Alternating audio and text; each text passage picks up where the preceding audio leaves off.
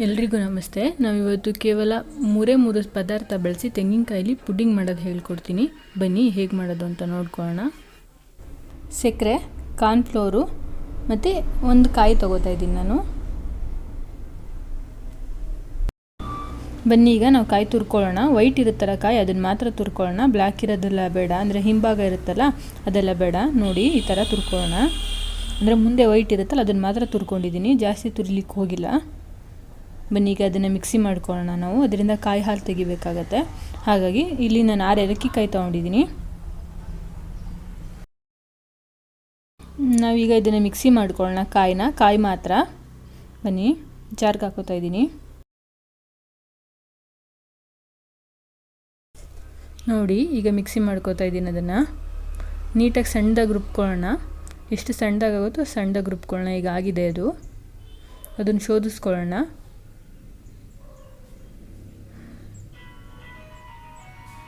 ಕೈಯಲ್ಲಿ ಹಿಂಡ್ಕೊಂಡ್ರೆ ನೀಟಾಗಿ ಬರುತ್ತೆ ಅನ್ನೋ ಕಾರಣಕ್ಕೆ ನಾನು ಕೈಗೆ ಹಾಕ್ಕೊಂಡು ಹಿಂಡ್ಕೋತಾ ಇದ್ದೀನಿ. ಈ ಥರ ಹಿಂಡ್ಕೊಂಡ್ರೆ ನೀಟಾಗಿ ಬರುತ್ತೆ ಅಂತ ಹಾಲು ಜಾಸ್ತಿ ಬರುತ್ತೆ ಅನ್ನೋ ಕಾರಣಕ್ಕೋಸ್ಕರ ನೀಟಾಗಿ ಹಿಂಡ್ಕೊಳ್ಳೋಣ. ನೀವು ಇಲ್ಲಿ ನೋಡ್ತಿರ್ಬೋದು, ಈ ಥರನೇ ಹಿಂಡ್ಕೊಳ್ಳಿ. ಹೀಗೆ ಹಿಂಡ್ಕೊಂಡ್ರೆ ಕಾಯಿ ಹಾಲು ಜಾಸ್ತಿ ಬರುತ್ತೆ ಅನ್ನೋ ಕಾರಣಕ್ಕೋಸ್ಕರ. ನೋಡಿ ಈ ಥರ ಸಪ್ರೇಟ್ ಮಾಡ್ಕೊಂಡಿದ್ದೀನಿ. ಹಾಲನ್ನೆಲ್ಲ ಶೋಧಿಸ್ಕೊಂಡಿದ್ದೀನಿ. ಈಗ ಇನ್ನೊಂದು ರೌಂಡ್ ರುಬ್ಕೊಳ್ಳೋಣ. ಇದನ್ನ 2 ಸಲ ಮಿಕ್ಸಿ ಮಾಡಿದ್ರೆ ಕಾಯಿ ಹಾಲು ಜಾಸ್ತಿ ಬರುತ್ತೆ ಅನ್ನೋ ಕಾರಣಕ್ಕೆ ಇನ್ನೊಂದು ಸಲ ರುಬ್ಲಿಕ್ಕೆ ಹಾಕೋತಾ ಇದ್ದೀನಿ ನಾನು. ಇನ್ನೊಂದು ಸಲ ರುಬ್ಕೊಳ್ಳೋಣ. ಹಾಲು ಜಾಸ್ತಿ ಬರುತ್ತೆ.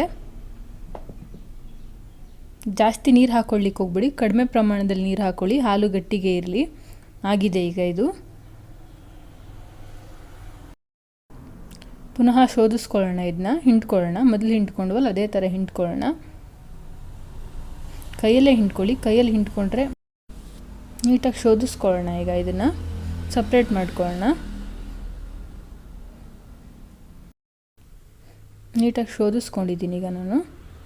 ನೀವು ಇಲ್ಲಿ ನೋಡ್ತಿರ್ಬೋದು. ನಾವೀಗ ಇದನ್ನು ಅಳತೆ ಮಾಡ್ಕೊಳ್ಳೋಣ ಎಷ್ಟು ಬಂದಿದೆ ಅಂತ. ಪ್ಯಾನಿಗೆ ಹಾಕೋತಾ ಇದ್ದೀನಿ. ನಾನ್ ಸ್ಟಿಕ್ ಯೂಸ್ ಮಾಡಿ. ನಾನ್ ಸ್ಟಿಕ್ ಯೂಸ್ ಮಾಡೋದ್ರಿಂದ ಜಾಸ್ತಿ ತುಪ್ಪ ಬೇಕಾಗಲ್ಲ, ಹಾಗೆ ತಳ ಹಿಡಿಯಲ್ಲ. ಹಾಗಾಗಿ ಕಪ್ಪಲ್ಲಿ ಅಳತೆ ಮಾಡ್ಕೋತಿದ್ದೀನಿ. 1 ಕಪ್ಪು, 2 ಕಪ್ಪು, 3 ಕಪ್ಪು, 3, 4, ಇನ್ನು 1 ಕಪ್ಪಷ್ಟು ಹಾಲಿದೆ. ಅದನ್ನು ಹಾಗೆ ಇಟ್ಕೊಳ್ಳೋಣ. ಕಾರ್ನ್ಫ್ಲೋರ್ ಮಿಕ್ಸ್ ಮಾಡಲಿಕ್ಕೆ ಬೇಕಾಗತ್ತೆ. ಈಗ ಹಾಲನ್ನ ಕಾಯ್ಲಿಕ್ಕೆ ಇಡೋಣ. ಕುದಿ ಬರಲಿ ಅದು. ಅಷ್ಟರಲ್ಲಿ ನಾವು 2 ಬೌಲಿಗೆ ತುಪ್ಪ ಸವರಿ ಇಟ್ಕೊಳ್ಳೋಣ. ನನ್ನ ಮೋಲ್ಡ್ ಚೆನ್ನಾಗಿ ಬರುತ್ತೆ ಅನ್ನೋ ಕಾರಣಕ್ಕೆ ಚಿಕ್ಕದೊಂದು ಬಟ್ಲಲ್ಲಿ ತೋರಿಸೋಣ ನಿಮಗೆ ಅಂತ ಮಾಡ್ತಿದ್ದೀನಿ. ನೋಡಿ ಹಾಲು ಕುದಿ ಬರ್ತಿದೆ. ಈಗ ನಾವೀಗ 1 ಕಪ್ಪಲ್ಲಿ ಕಾರ್ನ್ಫ್ಲೋರ್ ಇಟ್ಕೊಂಡಿದ್ವಲ್ಲ, ಹಾಗೆ 1 ಕಪ್ಪಷ್ಟು ಹಾಲನ್ನು ಇಟ್ಕೊಂಡಿದ್ವಲ್ಲ, ಎರಡನ್ನೂ ಮಿಕ್ಸ್ ಮಾಡ್ಕೊಳ್ಳುವ.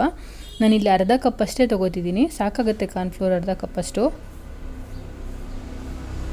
ನೀಟಾಗಿ ಮಿಕ್ಸ್ ಮಾಡ್ಕೊಳ್ಳುವ. ಈಗ ಅದನ್ನು ಗಂಟಿಲ್ಲದೆ ಇರೋ ಹಾಗೆ, ಒಂದು ಗಂಟಿರಬಾರ್ದು, ನೀಟಾಗಿ ಮಿಕ್ಸ್ ಮಾಡ್ಕೊಳ್ಳುವ. ಕಾರ್ನ್ಫ್ಲೋರ್ ಗಂಟೆಲ್ಲ ಹೋಗಿದೆ. ನಾವೀಗ ಮಿಕ್ಸ್ ಮಾಡ್ಕೊಳ್ಳೋಣ. ಹಾಕೋತಾ ಇದ್ದೀನಿ. ಗುರಿ ಸಣ್ಣ ಫ್ಲೇಮಲ್ಲಿ ಇಟ್ಕೊಳ್ಳಿ. ಗ್ಯಾಸ್ನ ಸ್ವಲ್ಪ ಸಣ್ಣ ಫ್ಲೇಮಲ್ಲಿಟ್ಟು ನೀಟಾಗಿ ಮಿಕ್ಸ್ ಮಾಡಿ, ಗಂಟಿಲ್ಲದೆ ಇರೋ ಹಾಗೆ. ನೋಡಿ ಆಲ್ರೆಡಿ ಅದು ತಿಕ್ಕಾಗ್ತಿದೆ. ಈಗ ಅದಕ್ಕೆ ಸ್ವಲ್ಪ ಸಕ್ಕರೆ ಹಾಕೊಳ್ಳೋಣ. ನಾವಲ್ಲಿ ಅರ್ಧ ಕಪ್ನಷ್ಟು ಕಾರ್ನ್ಫ್ಲೋರ್ ತೊಗೊಂಡಿದ್ದೋ, ಹಾಗೆ 4 ಕಪ್ನಷ್ಟು ಕೋಕೋನಟ್ ಮಿಲ್ಕ್ ತೊಗೊಂಡಿದ್ದೋ. ಸೊ ಹಾಗಾಗಿ 1 ಕಪ್ಪಷ್ಟು ಶುಗರ್ ಸಾಕಾಗುತ್ತೆ. ನೀಟಾಗಿ ಮಿಕ್ಸ್ ಮಾಡ್ಕೊಳ್ಳುವ. ಒಂದು ಗಂಟಿಲ್ಲದೆ ಇರೋ ಹಾಗೆ. ನೀವಿಲ್ಲಿ ನೋಡ್ತಿರ್ಬೋದು, ಈ ಥರ ಗಂಟಿಲ್ಲದೆ ಇರೋ ಹಾಗೆ ನೀಟಾಗಿ ಮಿಕ್ಸ್ ಮಾಡ್ಕೊಳ್ಳಿ. ನನಗೆ ಇದಕ್ಕೆ 1 ಸ್ಪೂನಷ್ಟು ತುಪ್ಪ ಹಾಕೋತಾ ಇದ್ದೀನಿ. 1 ಸ್ಪೂನ್ ಸಾಕಾಗುತ್ತೆ. ತಳ ಹಿಡಿದೇ ಇರೋ ಹಾಗೆ ನೀಟಾಗಿ ಮಿಕ್ಸ್ ಮಾಡ್ಕೊಳ್ಳೋಣ. ಈಗ ನಾನ್ ಸ್ಟಿಕ್ ಆಗಿರೋದ್ರಿಂದ ನಮ್ಮದು ತಳ ಹಿಡಿಯಲ್ಲ, ಅದಕ್ಕೋಸ್ಕರ ನಾನು ನಾನ್ ಸ್ಟಿಕ್ ಯೂಸ್ ಮಾಡಿ ಅಂತ ಹೇಳಿದ್ದು. ನೀಟಾಗಿ ಮಿಕ್ಸ್ ಮಾಡುವ. ನೋಡಿ ಈಗ ಆಲ್ರೆಡಿ ಅದು ಬಿಡ್ಲಿಕ್ಕೆ ಶುರು ಮಾಡಿದೆ ಸುತ್ತ. ನೋಡಿ ಇದೀಗ ಆಗಿದೆ. ಸುತ್ತ ಜಿಡ್ಡೆಲ್ಲ ಬಿಟ್ಟಿದೆ ಅಂತಂದರೆ ಮಿಕ್ಸ್ ಆಗಿದೆ ನೀಟಾಗಿ. ನಿಮಗೆ ಗೊತ್ತಾಗ್ತಿರ್ಬೋದು ಅಂದ್ಕೊತೀನಿ, ಕಾಣ್ತಿದೆ. ನೀಟಾಗಿ ಆಗಿದೆ ಈಗ ಇದು. ನಿಮ್ಗೇನಾದರೂ ಇದು ಗೊತ್ತಾಗಲಿಲ್ಲ ಕನ್ಸಿಸ್ಟೆನ್ಸಿ ಅಂತಂದರೆ ಒಂದು ಬೌಲಲ್ಲಿ ತಣ್ಣೀರು ಇಟ್ಕೊಳ್ಳಿ, ತಣ್ಣೀರಿಗೆ ಒಂದೇ ಒಂದು ಸ್ಪೂನಷ್ಟು ಹಾಕಿ, ಅದು ಒಂದೇ ಕಡೆ ಕೂರುತ್ತೆ.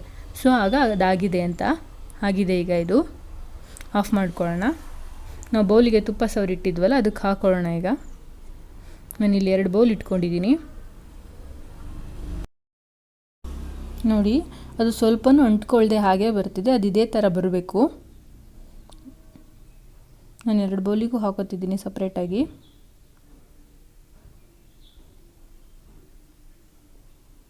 ಈಗ ಒಂದು 10 ನಿಮಿಷ ಇದನ್ನು ಆರ್ಲಿಕ್ಕೆ ಬಿಡೋಣ. ಫ್ರಿಡ್ಜ್ ಇದ್ದರೆ ಫ್ರಿಡ್ಜಲ್ಲಿ ಒಂದು ಅರ್ಧ ಗಂಟೆ ಇಡಿ, ಇಲ್ಲ ಅಂತಂದರೆ ಓಪನಾಗಿ ಹಾಗೆ ಇಟ್ಟರು ಆಗುತ್ತೆ. ಒಂದು ಅರ್ಧ ಗಂಟೆ ಹಾಗೆ ಇಡೋಣ, ತಣ್ಣಗಾಗುತ್ತೆ ಇದು. ಇನ್ನು ಯಾರ್ಯಾರು ನನ್ನ ಚಾನಲ್ ಸಬ್ಸ್ಕ್ರೈಬ್ ಮಾಡ್ಕೊಂಡಿಲ್ಲ ಸಬ್ಸ್ಕ್ರೈಬ್ ಮಾಡ್ಕೊಳ್ಳಿ. ನೋಡಿ ಈಗ ರೆಡಿಯಾಗಿದೆ ಇದು, ಸಖತ್ತಾಗಿ ಬಂದಿದೆ. ಎಲ್ಲರೂ ಒಂದು ಸಲ ಟ್ರೈ ಮಾಡಿ. ಇಷ್ಟ ಆದರೆ ಹಾಗೆ ಲೈಕ್ ಮಾಡಿ, ಸಬ್ಸ್ಕ್ರೈಬ್ ಮಾಡ್ಕೊಳ್ಳಿ. Thank you.